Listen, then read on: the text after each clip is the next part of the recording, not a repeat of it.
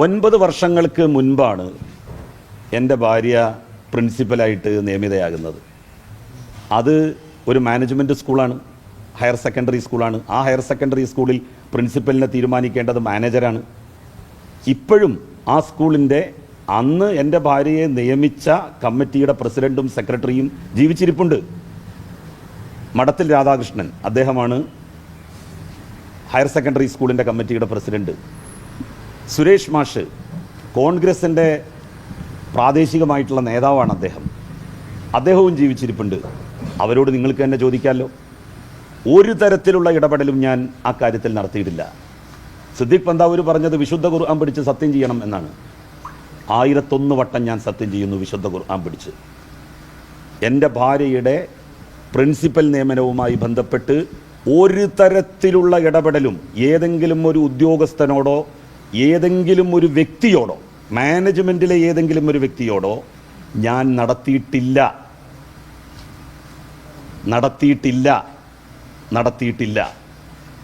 ഇതൊക്കെ എനിക്ക് പറയാൻ പറ്റുന്നത് നടത്താത്തത് കൊണ്ട് തന്നെയാണ്, അല്ലെങ്കിൽ ഇങ്ങനെ പറയാൻ കഴിയില്ല. ഈ താങ്കൾ ഉന്നയിക്കുന്ന ആരോപണങ്ങളോട് പി കെ ഫിറോസ് കഴിഞ്ഞ ദിവസങ്ങൾ പറഞ്ഞ മറുപടി ശ്രദ്ധയപ്പെട്ടിട്ടുണ്ടാവില്ല. പൊതുപ്രവർത്തനം പാരമ്പര്യമായിട്ട് പൊതുപ്രവർത്തനവും ബിസിനസ്സും ഒക്കെ ഒരുമിച്ച് കൊണ്ടുപോകാമെന്ന് ഞാൻ പഠിച്ചിട്ടുണ്ട്. അതെ, ഇതിലൊക്കെയാണ് പറയുന്നത്. അദ്ദേഹത്തിൻ്റെ പിതാവ് ബിസിനസ്സുകാരനായിരുന്നു എന്നാണ് പറയുന്നത്. അദ്ദേഹത്തിൻ്റെ പിതാവ് ബിസിനസ് നടത്തി പൊളിഞ്ഞ ആളാണ്, ഇപ്പോൾ വീട്ടിലിരിക്കുകയാണ്. ബിസിനസ് നടത്തി നഷ്ടം വന്ന ഒരാളുടെ മകൻ എങ്ങനെയാണ് ലക്ഷങ്ങളും കോടികളും നിക്ഷേപം നടത്തിയിട്ടുള്ള ബിസിനസ്സുകൾ തുടങ്ങുക? അതാണ് എനിക്ക് മനസ്സിലാവാത്തത്. അദ്ദേഹം ഈ സോഴ്സ് വെളിപ്പെടുത്തിയാൽ മതി. എവിടെ നിന്നാണ് ഈ പണം?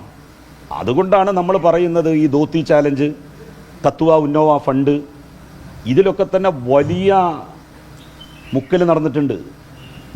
ഈ ഫണ്ട് മുക്കണ ഏർപ്പാട് അത് ലീഗിൻ്റെ പഴയ നേതാക്കന്മാരൊന്നും ചെയ്തിട്ടില്ല. പിന്നെ ഈ പറയുന്ന ബിസിനസ് നടത്താം, അത് ലീഗ് നേതാക്കന്മാർക്ക് ഹലാലാണ്.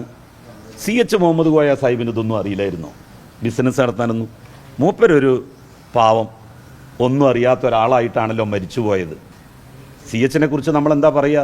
ലീഗിൻ്റെ നേതാക്കന്മാർ തന്നെ പ്രസംഗിക്കുമ്പോൾ എന്താ പറയുന്നത്? CH മരണപ്പെടുമ്പോൾ അദ്ദേഹത്തിൻ്റെ വീടും പറമ്പും പണയത്തിലായിരുന്നു. അപ്പോൾ CH ബിസിനസ് നടത്താൻ അറിയുമായിരുന്നില്ലേ?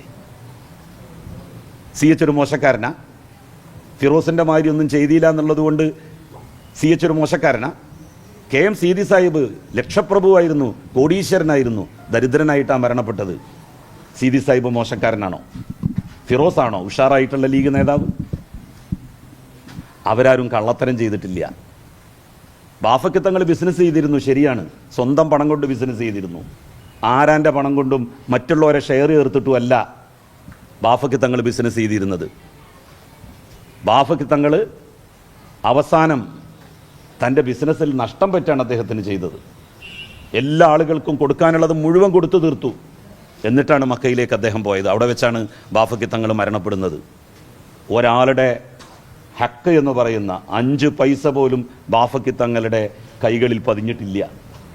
അത്രയും സംശുദ്ധന്മാരായിരുന്നു ലീഗിൻ്റെ നേതാക്കന്മാർ.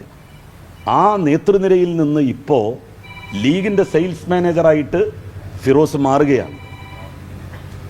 അപ്പോൾ ഇതിനെതിരെ വളരെ ശക്തമായിട്ടുള്ള പ്രതിഷേധം ലീഗിനുള്ളിൽ തന്നെ ഉരുണ്ടുകൂടി തുടങ്ങിയിട്ടുണ്ട്. കൂടുതൽ വിവരങ്ങൾ ഇനി വരാനുണ്ട് എന്നാണ്? ഷുവർ, തീർച്ചയായിട്ടും ഉണ്ട്. ഫിറോസ് ഈ കാര്യത്തെ സംബന്ധിച്ച് വെളിപ്പെടുത്തലുകൾ നടത്തട്ടെ, നിജസ്ഥിതി അദ്ദേഹം വ്യക്തമാക്കട്ടെ.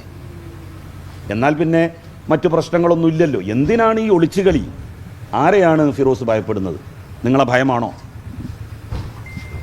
പത്രക്കാരെ വലിയ ഇഷ്ടമായിരുന്നല്ലോ അദ്ദേഹത്തിന്. ഇപ്പം എന്താണ് അദ്ദേഹത്തിന് ഭയമായത്?